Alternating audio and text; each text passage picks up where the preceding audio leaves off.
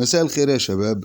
إن شاء الله النهاردة يا جماعة احنا هنتكلم عن تأشيرة إلكترونية. التأشيرة الإلكترونية ديت يا جماعة هتساعدك إن أنت تقدر تاخد عمل هناك، أو إن أنت تقدر تدخل البلد وتدور على شغل هناك، وبرضه في خلال إن أنت لقيت شغل إن أنت تقدر تعمل إقامة، والإقامة ديت هتساعدك إن أنت تاخد جنسية البلد اللي هنتكلم عنها النهاردة.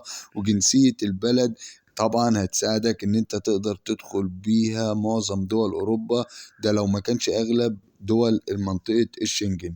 بس طبعا قبل ما ندخل في التفاصيل يا ريت تكمل فيديو للآخر عشان تعرف كل حاجة بالتفصيل.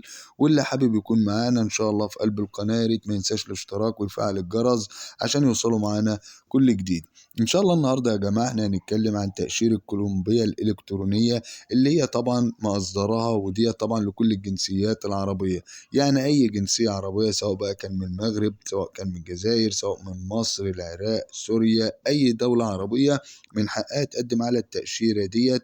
وهنعرف النهاردة تمن التأشيرة ديت، يعني تعتبر يعني تمنها بسيط جدا، يعني في حدود 82 دولار يا جماعة. تعالوا نتكلم النهاردة عن الأوراق المطلوبة بالظبط للتأشيرة ديت. أول حاجة بالنسبة للأوراق هو جواز سفر، يكون على الأقل في جواز السفر ده يا جماعة مدة ما تقلش عن 6 شهور. تاني حاجة صورة شخصية، والصورة الشخصية دي تكون بخلفية بيضة وحديثة.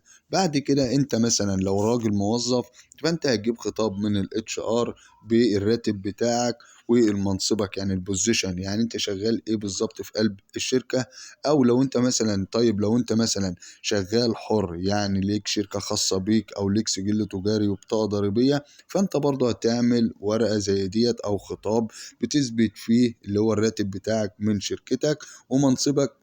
طبعا هتكتب فيه إن كنت صاحب الشركة أو كنت مديرها. بعد كده هتعمل إقرار منك. الإقرار دوت يا جماعة في تعهد، هنقول بكافة بياناتك المالية، يعني قدرتك بتثبت فيه قدرتك المالية وإن غرضك إيه من السفر. بعد كده النقطة الأهم بقى اللي هو كشف حساب بنك الآخر 6 شهور، ودي تعتبر من أهم النقط. كشف حساب بنك الآخر 6 شهور دوت بيثبت لهم إن أنت تقدر برضه خلال المدة اللي هتقعدها هناك في قلب البلد ان انت تتكفل بمصاريفك. بعد كده برضو من الاوراق اللي هتطلب منك اللي هو حجز مبدئي طيران. يعني ايه حجز مبدئي طيران؟ يعني حجز طيران ذهاب وعودة، وهو حجز مبدئي. بعد كده اللي هو التأمين الصحي بالفترة، يعني لو انت مثلا راح 10 ايام، راح 15 يوم، بتروح شركة التأمين تقول له انا عايز اعمل تأمين صحي بمدة يعني 10 ايام او 15 يوم.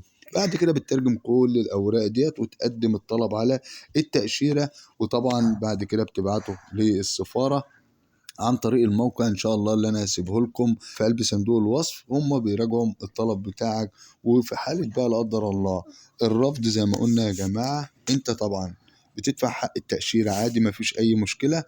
لا قدر الله لو في رفض انت بيرجع لك هنقول جزء من الفلوس. يعني مثلا انت دافع ثمن التأشيرة 82 دولار، ممكن يرجع لك بتاع 60 دولار يا جماعة. العمل بقى في كولومبيا، نخش بقى احنا قدمنا كده بالنسبة يعني للتأشيرة، وربنا ييسر الحال ويتم القبول ورحنا كولومبيا.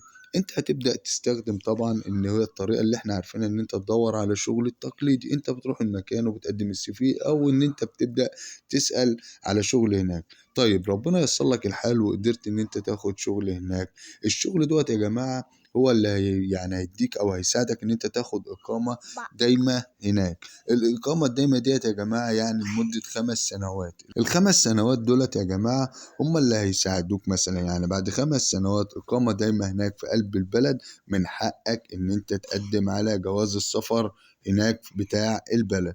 طيب انت دلوقتي قدمت على جواز السفر، هيساعدك ازاي؟ او الجنسية. جواز السفر مثلا هنقول الكولومبي يعتبر من اقوى جوازات السفر في امريكا الجنوبية، وبيسمح لك بدخول اكتر من 130 دولة اوروبية، زي مثلا بلجيكا وبولندا ولوكسمبورغ.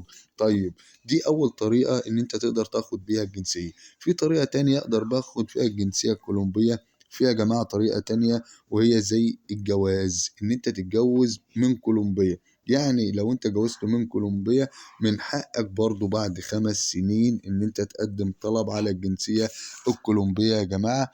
ودي كولومبيا بالتفصيل، عشان الناس اللي سألتنا مثلا عن كولومبيا وعن تأشيرتها. دي كولومبيا ازاي ان انت تقدم على التأشيرة بتاعتها، وانا هسيب لكم اسهل طريقة او المكتب اللي تقدر تتعامل معاه. فدي تقدر تتواصل على المكتب وتجهز كل الاوراق. بعد كده انت ما ربنا ييسر لك الحال بيجي لك التأشيرة، انت بتاخد تأشيرة وبتبدأ تدخل البلد وتدور على العمل، وزي ما شرحنا بالتفصيل. وهسيب لكم ان شاء الله كل الروابط الخاصة بكولومبيا. بالتوفيق للجميع بإذن الله. ولو في اي استفسار يا جماعة يا ريت الناس تسيبوه لنا في قلب التعليقات، وانا في اقرب فرصة هرد عليكم. وشكرا لكم وبس كده.